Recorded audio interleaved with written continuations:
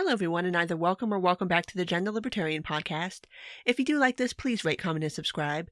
You can find me on iTunes, Google Play, Stitcher, SoundCloud, Spotify, YouTube, and on my Patreon page where you do get early access to episodes and exclusive content. I will put the link down in the show notes. Well, Happy New Year? We are 5 days into 2020, and it's not going so good so far. This past week feels like it's been a month long, and technically this was a short week. Like, New Year's Day happened this week, although that feels like it was eons ago, because just so much has happened this week, and especially recent events that, on this one, this is just one of those episodes where you just kind of have to pick a point to mash the record button, knowing that there's probably still stuff happening right now that is very relevant to everything, but you just got to pick a spot to say, okay, we're recording right here, and this may be completely out of date by the time you listen to it. So anyway, yes, Happy New Year. First episode of the new year and the new decade. And like I said, it's not going so good so far. And I want to, as I normally do with these, I want to try to handle everything in kind of like a chronological order and not get too jumbled up here. So what I want to start with is back on the 28th, which was the 7th day of Hanukkah. There was an attack in a shul in Monsey, New York. Now, Monsey is a little hamlet that is predominantly Orthodox Jew. And so obviously they were in the shul. It's at night. They're celebrating Hanukkah.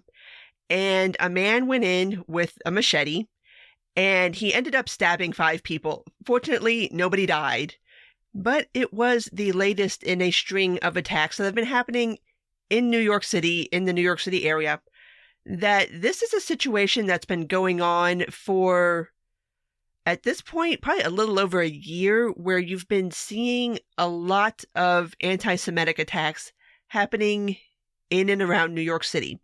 And obviously not all of them are to this extent. Obviously, this was a big deal, because it's Hanukkah, they're in a shul, this guy came in, he started stabbing people. They had to fight him off with a freaking end table, for Christ's sake. But they got him out of there. Cops ended up catching him. He is in custody. And yeah, it's a very disconcerting thing, especially, like I said, this is something that has been kind of a thing that has been going on, and nobody really talks about it, especially not really publicly, because it's not a super easy topic to talk about, especially for the left, because the problem that is occurring here with these anti-Semitic attacks is it's not like white supremacist or alt-right or anybody attacking Jews. It's predominantly black people attacking Jews. And when I say attacking, I mean like literally attacking them on the street, like punching them, kicking them, pushing them over, screaming anti-Semitic slurs at them. And yeah, so it's a situation that certain people have wanted to avoid talking about, because now you have to have some very uncomfortable conversations.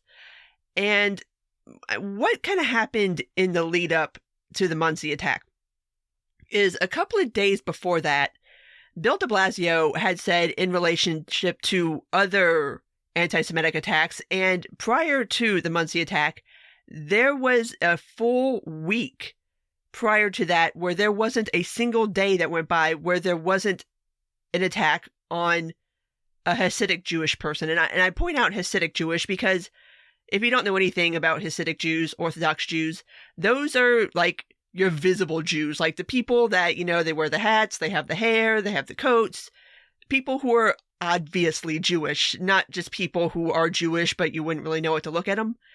So in response to that, finally in response to this, like I said, year-plus long problem that's been festering in New York City, de Blasio says that he is going to send out enhanced police presence to certain neighborhoods that are predominantly Jewish for the sake of trying to protect these people. A lot of people on the left had a really interesting response to that. And when I say interesting, I mean, Yeah, you guys walked right up to a line here. A lot of people went on Twitter and pointed out that sending more police into these neighborhoods where it is kind of a mix of Black and Jewish people would disproportionately affect the Black people in the community, and that it was not great optics for it to be looking like de Blasio was sending in police to protect Jewish people where he supposedly, theoretically, would not have done the same for anybody else, and that by having this increased police presence there, it's theoretically doing harm to the people of color in those communities. Let me back up and reiterate this one more time. For the past year, there has been a problem with people attacking Jewish people on the street, in public, in broad daylight. If this were, say, a problem where, let's just say it was white people openly attacking Black people on the street in broad daylight, I don't think anybody would have a problem with de Blasio sending in police into those neighborhoods to protect the Black people. So, yeah, is your problem really with the police presence, or is it with who they're there to protect? And this kind of brings up a topic that, and this is another reason why it's really hard for people on the left to discuss this, is this idea that Jews are a protected class in this country, and that the thought is kind of, it almost seems like, especially on the progressive left, people seem to think that we already do enough for Jews, like we already bend over backwards for Jews, and that we shouldn't be doing anything extra special for Jews. And to me, this isn't doing anything extra special. It's if you have a group of people who are being targeted, then it is kind of your job as the mayor to make sure that there is a enhanced police presence in that area. Feel however you want to feel about an enhanced police presence. I'm not a fan of it either. But if it's a situation where people are getting attacked on the street because of their looks, basically, because, I mean, obviously you're attacking people who are obviously Jewish, to not say anything was really becoming a very big deal even before the Monsey attack. So this happens, and then like 24 hours later, the Monsey attack happens. And so all of a sudden there has to be this weird reconciliation with the fact that this is actually a problem. Like, this is an actual legit problem. And now you have to walk back everything that you just said 24 hours earlier about how it's bad optics for de Blasio to be sending in extra police into neighborhoods that are predominantly Jewish. So that happened. That was weird. That was a very weird moment, and just really kind of gross and icky. And for what it's worth today, in New York City, in Brooklyn, they did have a solidarity march for the Jewish people, and it looks like it was pretty heavily attended. Looked like everybody made it out okay, like there wasn't any attacks on the parade itself. So hooray for that. I don't know how much police presence was there, but at least nothing bad happened there. So whether this is going to be an ongoing problem or not, I don't think that it's going away anytime soon. And especially because one of the other reactions that came out of this, and not just from like weird lefty progressive blue checkmark Twitter, but I saw multiple pieces run in major publications making the argument that this situation is quote unquote complicated. And I'm just like, I'm sorry, what? What the fuck is complicated about calling people who attack Jewish people anti-Semites? What the fuck is complicated about that? But obviously, if you're part of the progressive left and you believe in intersectionality, then yeah, I guess this is kind of complicated for you, because if Jews are the top of the totem pole, then you kind of have to reconcile the fact that your privilege, as it were, does not equal protection. And in fact, for a lot of people, that privilege means that those people now have a target on their back, and that whatever you do to Jews is punching up, even if it's literally punching them. So it just, the amount of people that tried to explain this away and walked real close, like real close to blaming Jewish people for anti-Semitism was a bit gross to watch. And I'm just looking at this like, you guys realize that blaming Jews for anti-Semitism is one of the most anti-Semitic tropes out there. Like, this is the thing that has been used against Jews for centuries, that basically anything that happens to you is your fault because you did something by being Jewish. And I'm just like, did these mofos just completely embrace anti-Semitism because it's black people attacking Jews? I was just like, I cannot believe this. I'm like, wow. And then there were people who made the argument that if a black person is anti-Semitic, it's not because of that person, it's because of white supremacy, or somehow white people have brainwashed them into being anti-Semitic. I'm just like, you guys are stripping black people of their agency by saying that basically they're controlled by white people, which is a racist trope. I was just like, what the fuck is wrong with you people? What do you hear the words coming out of your mouths right now? But it was nuts. And of course, this news cycle would have probably gone on for a little longer had other things not happened this week. But I wanted to touch on that because the reaction to it was just so, it took me aback. I was just like, I cannot believe that the left is embracing these sorts of anti-Semitic talking points, really, to try to excuse away the fact that black people are attacking Jewish people in New York City. It's like, wow. And then the Sunday we had in White Settlement, Texas. Don't ask me, guys. I didn't name the town. But in White Settlement, Texas, at the West Freeway Church of Christ, there was a church shooting. 2 people did end up dead here, one of them being the shooter, and the other person being the first person to draw down on this guy, which there ended up being a sum total of 7 people who drew down on this shooter, and he was killed within 6 seconds. So this was very, very quick. Like, that first shot is probably the only shot he got off before one of the parishioners, from what I understand, shot him in the fucking face and killed him. But this obviously ignited a whole conversation about guns and guns being in churches and gun rights and who carries and who doesn't carry. I hate this conversation. It's so stupid.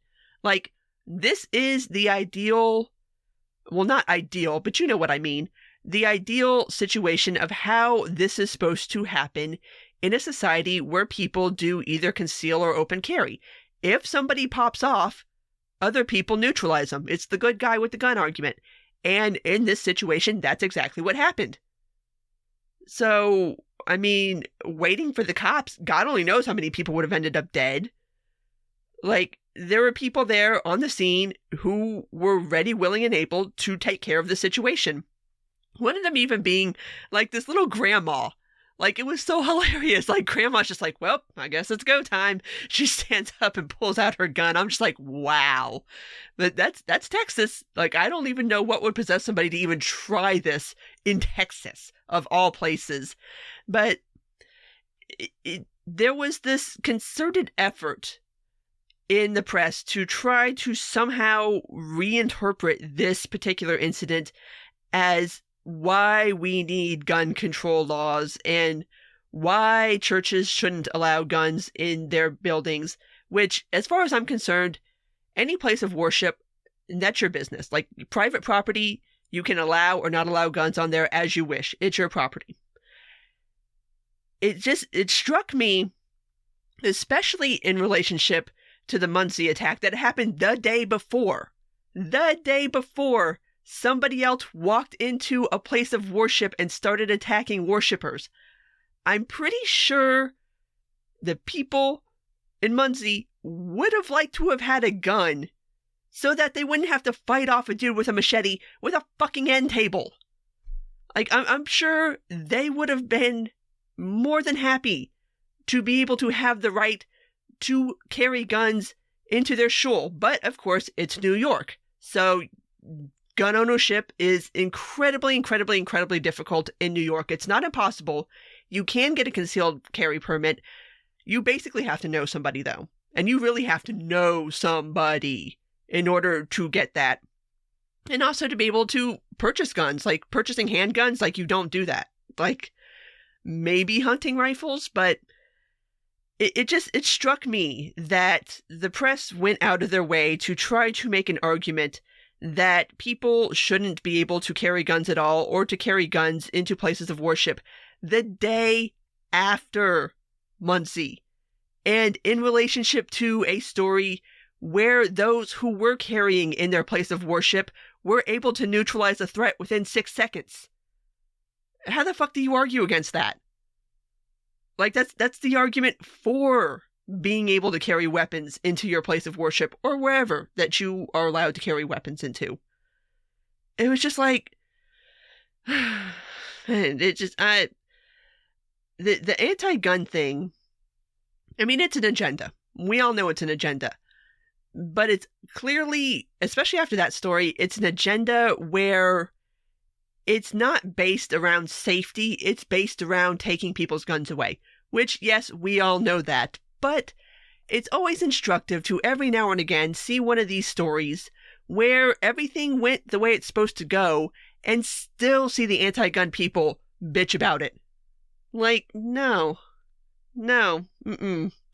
So that was those two stories. And then,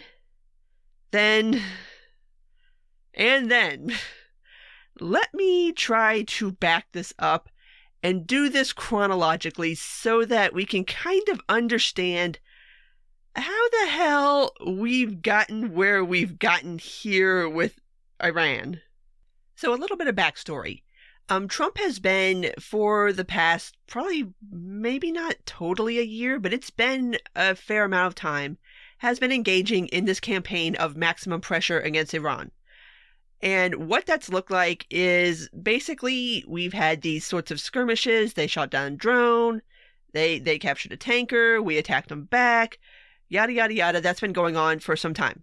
Now, what precipitated this current series of events is that on December 29th, Hezbollah-backed militants attacked and killed a American contractor. I mean, they didn't specifically attack the American contractor, but they bombed an encampment and it ended up killing a contractor. I think it injured a couple of service members, injured a couple of natives.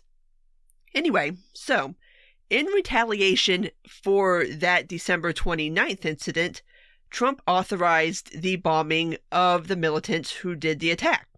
So, bombed them. It was double digits that were killed. I forget the exact number. I want to say it was in the 20s. So, that happened. And then, New Year's Eve, going into New Year's Day, is when the U.S. Embassy in Baghdad was attacked by these Iranian-backed militants. So they get to the embassy, and to kind of explain the embassy in Baghdad, for those of you who don't know, it is massive. It is one of the most secure on the planet, obviously because of where it's at. It's in Iraq, obviously. It's in Baghdad. So obviously kind of a big Horkin target. And so they stormed the embassy. Nobody was killed in this. Nobody in the embassy was injured or anything. It looks like they didn't really get into the embassy proper. They got into, like, it's described as like a reception area, and I will admit they burned the shit out of it. Like, they did damage. Like, they didn't get into their, like, into where, like, diplomats and stuff are. Obviously, they were on lockdown, but everybody's okay. So this ended up, like I said, started on New Year's Eve, went into New Year's Day. we deployed more troops, and eventually the militants left. So it was not great, don't get me wrong, but at no point did this look like it was going to devolve into another Benghazi. I mean, we sent more troops almost immediately. I think the militants pretty much dispersed before the new troops even really got there. So yeah, we've got some damage. I mean, they did some damage, I'm not gonna lie, but it wasn't a full-scale, like, massive, all-hands-on-deck, panic sort of situation like Benghazi. So that happens. Then on Thursday, so that was Tuesday, Wednesday, on Thursday, the U.S., well, I say the U.S., Trump ordered a drone strike that ended up killing Qasem Soleimani. Now, Soleimani was the leader, he was a major general and leader of the Quds force, and not Quids, not to be confused with the Kurds, the Quids, which is a portion of the Islamic Revolutionary Guard Corps. And what Quds force did was basically their job was to actually go into other countries and train insurgents. To basically, it's part of Iran's campaign to back insurgents, basically. So, this was a bad dude. And I don't mean like corn pop bad. I mean, this dude had a lot of blood on his hands. He's got U.S. blood on his hands. He's got Iranian blood on his hands. Iraqi blood. He also was a big backer of Assad over in Syria. So, yeah, not a great dude. Not really a dude that humanity is going to miss. That being said, he was also a dude who is an official member of the Iranian government, and to kind of give an idea of how important this guy is, I'm going to steal what Scott Horton said, which is that this would be analogous to somebody drone striking and killing Mike Pence. Like, Soleimani reported to and took orders from the Ayatollah directly. Like, there was nobody else between him and the Ayatollah, which the Ayatollah is the supreme leader of Iran. So, big deal. Super huge deal. And so, that happened. And the reactions have been wild. Here's the thing about the Middle East in general. You can't just do a thing in the Middle East and expect it to just be a thing and that's it. There's been a lot of blowback. I think there will be more blowback. We'll discuss that in a second. But people have been offering up different sorts of reactions to this. The simplistic reaction is, well, this guy was bad and he deserved to die, so that's that. Other reactions have been a little more nuanced, mainly in regards to the fact that this wasn't just some guy. Like, we're not even talking like, I mean, he's not just some random schmo. I mean, we're not even talking like Osama bin Laden or al-Baghdadi. We're talking somebody who is an official member of the Iranian government that the U.S. just killed. There are questions as to the legality of whether or not we can do that. There are laws on the books that say that the U.S. will not directly target the member of any other country's government, which this is that. Whatever you may happen to think about Soleimani, he was a member of the Iranian government. So there's that. There's what kind of has to be grappled with is this a declaration of war? I mean, it's most definitely an act of war. Like, you can't interpret this as anything other than an act of war. You killed a very high-ranking member of the Iranian government. Like, if the shoe was on the other foot, we would most certainly view that as an act of war. So, doing that without approval from Congress is a bit dicey. Then there's also the question of, because this did happen in Iraq, whether the 2001 AUMF covers us being able to do this in Iraq, because it seems like nobody really asked the Iraqi government whether they would be super cool with us doing this. So there's that argument.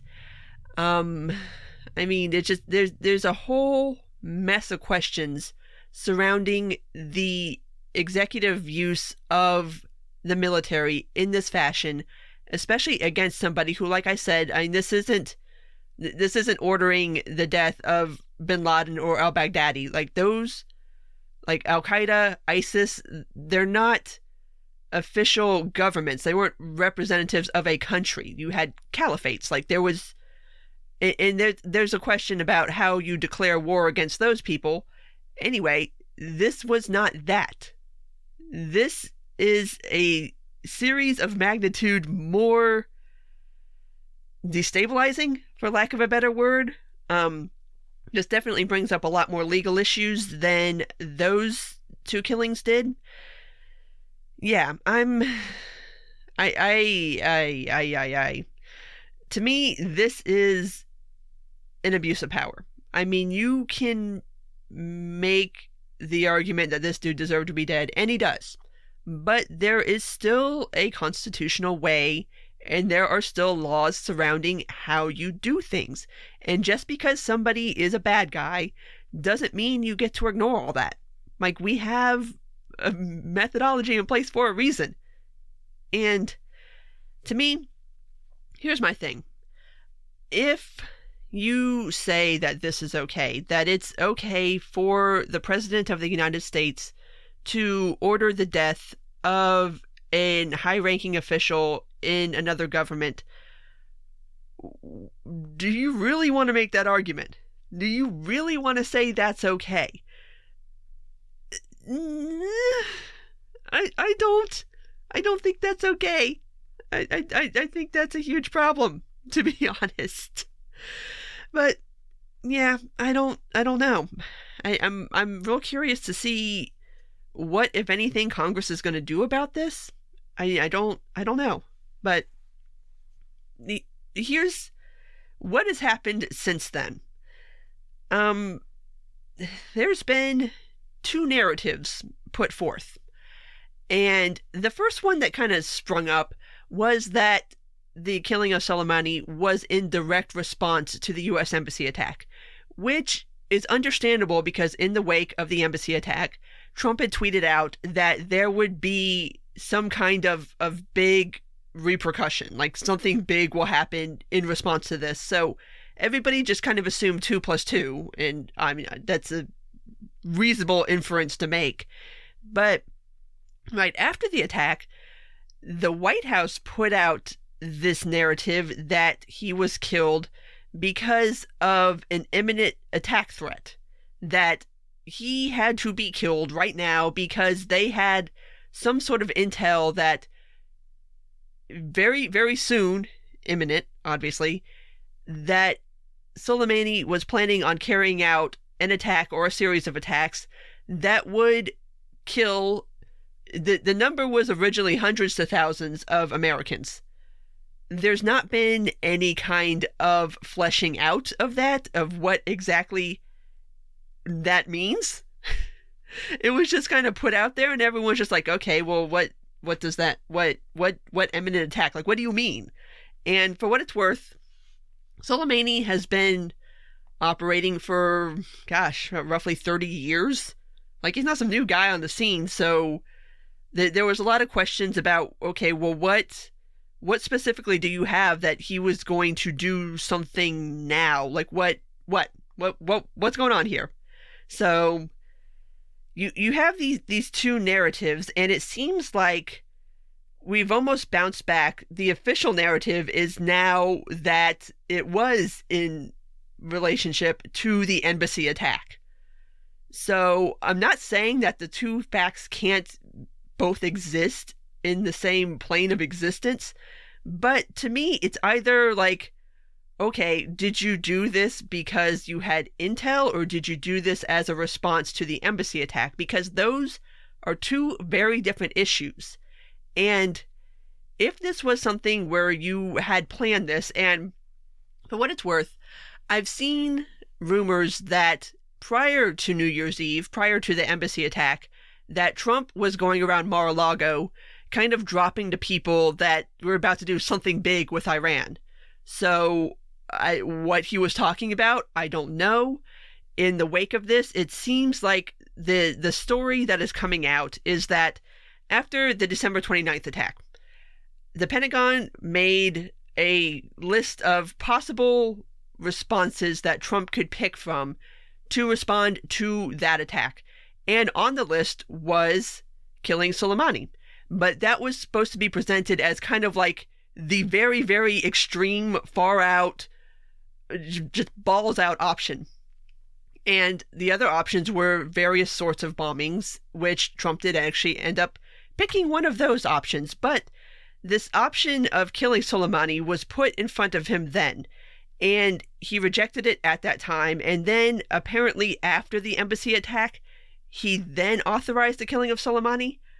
I don't know. There's a lot of holes here. There's a lot of problems with this narrative. And to me, the thing that strikes me about even that is that this idea was put in his head at the end of December. Like the idea of killing Soleimani was put in President Trump's cat food head. And so here's my kind of theory is that he did originally obviously settle on the bombing of the militants who had attacked us and killed the U.S. contractor. But I think he kept turning the idea of Soleimani over in his head, and I think that might be what he was referring to at Mar-a-Lago. Again, we're probably never going to know the answer to that question. We're probably never going to know when he really made that decision. So, anyway, yeah, it's, like I said, this is all very, very fluid. I mean, this is still unfolding now, and we're just, like I said, this is just, even over the past 48 hours, we're just finally now starting to get something of some sort of timeline as to how exactly all this went down. But another thing that he had said in the direct aftermath of the Soleimani killing is that he had him killed to stop a war. Which, what the fuck logic is that? You killed what is considered to be the second ranking person in Iran to prevent a war. That don't make no damn sense. That makes no fucking sense whatsoever. But, like, wait, what? And then he promptly proceeded to say, well, we don't want to start a war. We're trying to end a war. That's not how you end a war. That's how you start one, though. That's a real good way to start one. Especially with a regime who hates us. Hates us. And that's a thing that people keep pointing out. It's like, it's hard to tell what the Iranian people feel about this because obviously Iranian media is state-run. Obviously, there's only so many things you can say and do publicly in Iran. So to kind of say anything other than we're sad that Soleimani's dead could get you disappeared. And there have been protesters and there have been people who were trying to do that publicly. It didn't end well for them. So what Iranian people feel about this, I'm sure they're probably happy he's dead. I mean, like I said, he's got Iranian blood on his hands too.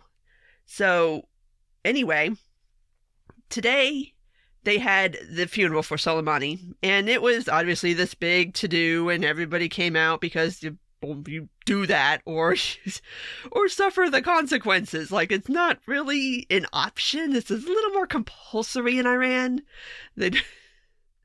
And obviously the Iranian situation is just horrible for people in Iran too. So that happened, and the Ayatollah had said that there would not be any kind of retaliation against the United States until after the period of mourning for Soleimani. So as of this recording, no, nothing has happened yet. But nobody has expected anything to happen yet because the Ayatollah was very clear that we're going to do our period of mourning and then we will deal with this. What that's going to look like, I don't know. I don't know. I'm a little scared to find out. I think it's rather naive for people to think that nothing is going to happen because, I mean, there's, like I said, if this was us, if the shoe was on the other foot, there would most definitely be a response. Like, there's no way that the U.S. would not respond. And so I don't think there's any way that Iran's not going to respond, especially when you have this theocracy that has been screaming death to America since 1979. This ain't going to just fly with no response. There will be a response. What that's going to look like, I don't know. But we have sent more troops to the Middle East. Right now, it's an additional 4,000, and last report I saw, they're kind of like hanging out in Kuwait to see what exactly is going to happen here. So this is kind of a wait and see sort of thing as it stands right now, basically just waiting for Iran to decide what they're going to do and then do it, and then I'm sure we'll react, and then they'll react, and then we'll react, and then they'll react, because that's how this is going to work. Oh, this is not good. This is not good. Nope. And to make matters worse, Trump has been tweeting. Yeah. Here's the thing. I shouldn't laugh. This isn't funny. This is not funny at all. This idiot gets on Twitter, and mind you, this is after saying that we don't want a war, we're not trying to start a war. This moron goes on Twitter and tweets out that if Iran does anything, the U.S. already has 52 sites on a list that they will attack, including, specifically in his words, cultural and high-value targets in Iran. Let me try to explain something to you. That's a war crime. Attacking somebody's cultural landmarks is, according to the Geneva Convention, the Hague Convention, and a unanimously agreed on UN resolution, that is a war crime. Don't admit to war crimes on Twitter. Why is this fucking hard? So this idiot, he admits to wanting to commit a war crime on Twitter. And then we got this morning where Mike Pompeo ended up going on, I think it was this week, and he was being asked, and basically he confirmed that, yes, the U.S. already has a list of targets in Iran. Like, we're not talking attacking people outside of Iran. We're talking in Iran. Starting a hot war. And he kind of refused to answer the question of whether those targeted sites did include cultural sites. And he tried to argue that targeting cultural sites isn't a war crime. I'm like, yeah, pretty clearly is, dude. There's a lot of conventions that are real clear about it. And then, to make matters worse, as if tweeting about wanting to commit a war crime wasn't worse, check out this nugget that he tweeted right before I started recording. These media posts will serve as notification to the United States Congress that should Iran strike any U.S. person or target, the United States will quickly and fully strike back, and perhaps in a disproportionate manner. Such legal notice is not required, but is given nevertheless. Did he just admit on Twitter that he plans on violating the separation of powers? And basically saying that Congress does not have war powers anymore, that he has war powers? Did this fucker just admit to that on Twitter? Oh my God. What in the fuck have we gotten ourselves into? I mean, and like I said, I don't know what Congress's response is going to be, but you better respond something, because that's basically the president telling you to go fuck yourself. And I do not ever again want to hear any Republican who complained about how Obama ran military policy for his 8 years, but you support this. I don't want to hear from you ever again. You sit down, you shut the fuck up, you do not utter another word. This is insane. And I'm really wondering, when exactly is enough going to be enough for these people? When are you going to stop supporting him? I'm blown away. I am absolutely blown away. Where's the bottom? Where is the part where Republicans finally are like, nope, no more with this dude? I don't know if we're going to find it in this coming week, but to a point that Trump brought up in that tweet, and a conversation that I don't think, well, I mean, this is going to depend on which narrative you believe as to whether or not this was really a symmetric response. If you think that this was in relationship to the embassy incident, is this a symmetric response? I don't think so. If you think this was an imminent threat, maybe, but we have no clue what the threat was. But people are just rolling with this. Like, yeah, we had to kill him. There was an imminent threat. Like, what fucking imminent threat? I'm 38 years old. I remember WMDs. I remember going to Iraq. I remember going to Afghanistan. You ain't gonna bullshit me again. No. If you're gonna say that there was an imminent threat, you better have some proof. Before you haul us off into another fucking war, you better have some proof. It's like watching the same thing over and over and over again. It's like, especially on the heels of the Afghanistan papers, and seeing how these sorts of things can end, or not end, as the case may be. Are you really going to cheerlead this? What the fuck? Yeah, let's just open up another front in the Middle East and hope it goes better than Afghanistan. My God, like this is just, it's not going to end well. And I'm really, not that I haven't already become cynical and jaded about certain people supporting certain things when they didn't support them before, when it was somebody else in office. This is going to be one of those ones that's just, it's going to cost people's lives. And it just, the cynicism is going to really grate at me. It really is. I will go ahead and warn you guys now. Every Republican who supports this shit, fuck off. Just fuck off. My God. Like, I think I'm going to spend a lot of 2020 angry. If this first 5 days is any indication, we're going to spend a lot of time angry this year. But before I leave out of this, I want to touch on Iraq's response to the Soleimani killing. Iraq passed a resolution today to phase out foreign military, which means us. Now, this is just a resolution. It doesn't have the bite of a law, and the Iraqi government right now is kind of a hot mess, and there's a lot of Iranian influence in Iraq, which is another reason that this whole thing kind of popped off. But they basically just told us to get the fuck out. So I don't think we're going to get the fuck out. But there is that, they did pass a resolution, and whether or not they'll follow through with anything to actually make that happen, who the hell knows? But the Iraqi PM has been kind of mad.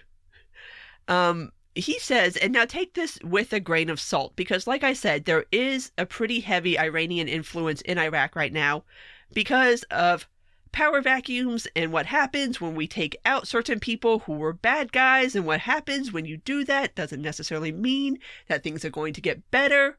That's a whole nother topic, but it's kind of a mess. And so he said that Soleimani was there in Iraq as his guest, and that he was in the process of basically being a messenger between Saudi Arabia and Iraq and Iran. Whether that's true or not, who knows? We're probably never going to know. But that's the official line coming out of Iraq. Which, okay. Like I said, I don't know how much of that you want to believe. I don't know how much of that is Iranian influenced. But there's that.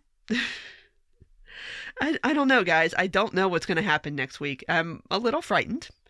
And not to mention that, obviously, Congress will be back in session next week, which means we will be taking up impeachment again, which, given everything that has happened over the past couple of days, I'm very, very curious to see what Nancy Pelosi does with the articles of impeachment.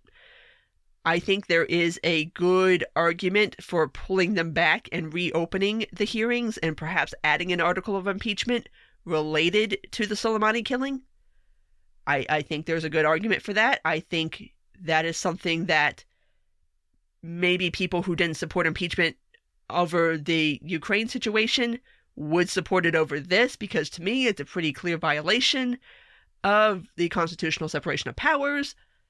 But if anything, I would like to see a conversation be forced in Congress about whether that is a problem, whether these AUMFs have created a monster, which, yes, obviously they have. I would like to at least see that conversation happen. Whether that's going to happen and in what capacity, I don't know. I mean, I would imagine you have to have it in some capacity because, like I said, this can't go without an answer from Congress. Like, at this point, you can't say nothing. There has to be some kind of response from Congress. So, I don't know what that's going to look like. I don't know what's going to happen next week. I'm a little nervous, but at this point, that's pretty much it for this week. So, we will all cross our fingers and toes and hope to God nothing too horrible happens, although I'm not feeling super optimistic, I'll be honest. I'm not feeling very optimistic about this, but at this point, I will go ahead and wrap this up. So if you did make it this far, thank you as always. And if you do like this, please rate, comment, and subscribe. You can find me on iTunes, Google Play, Stitcher, SoundCloud, Spotify, YouTube, and on my Patreon page. Take care, and until next time.